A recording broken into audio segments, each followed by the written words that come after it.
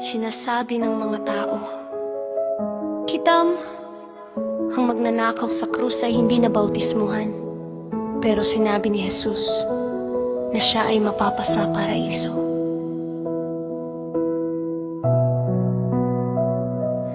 Pero sandali, unawain natin kung ano talaga ang nangyayari sa araw na iyon. Lukas Kabanata 23, talata 43. At sinabi ni Jesus, tunay na sinasabi ko sa inyo ngayon, kasama kita sa paraiso. Nang sinabi ni Jesus ang mga salitang iyon, hindi pa siya namamatay, ang bagong tipan, ang plano ng kaligtasan sa pamamagitan ng kamatayan, paglilibing at muling pagkabuhay ni Jesus. Hindi pa nagsisimula,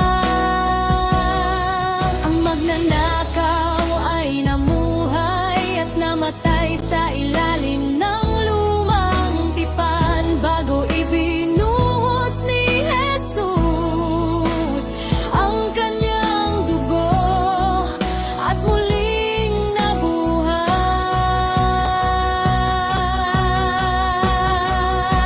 Noong panahong iyon, ang kaligtasan ay nakabatay sa pananampalataya sa pangako ng Diyos. Sa lumang tipan pa nang namatay si Jesus, inilibing at muling nabuhay.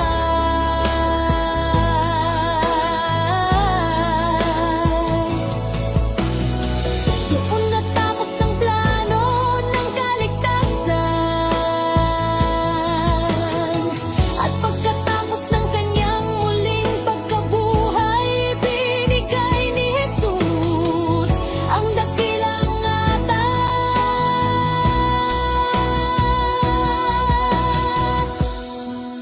Ipangaral ninyo ang ebanghelyo ng kaligtasan.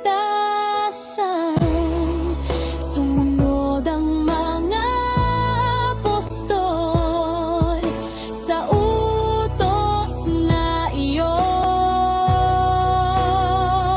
Sinabi ni Pedro sa mga Gawa, Kabanata 2:38, magsisi kayo at magpabautismo, ang bawat isa sa inyo, sa pangalan ni Jesucristo para sa kapatawaran ng mga kasalanan.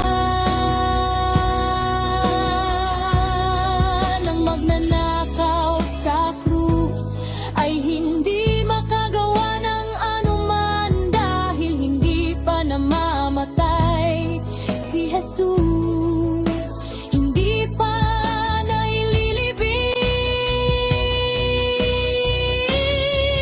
at hindi pa muling nabuhay.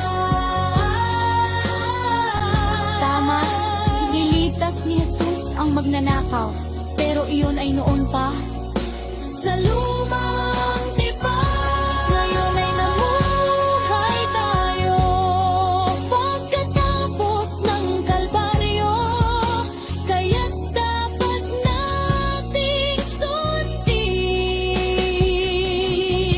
ang mensahe na ibinigay ni Jesus sa pamamagitan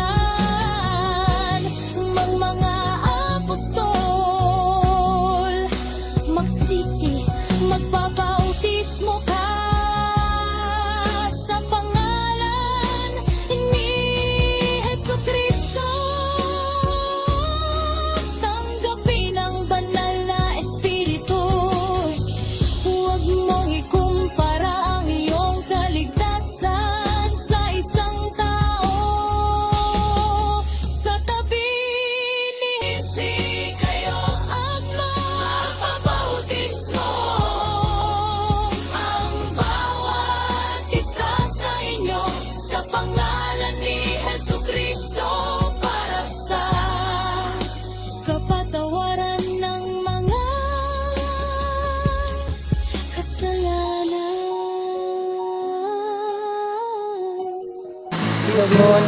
So, Pero gahong na kahibol madagala.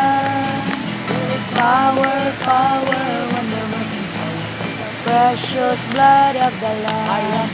Kay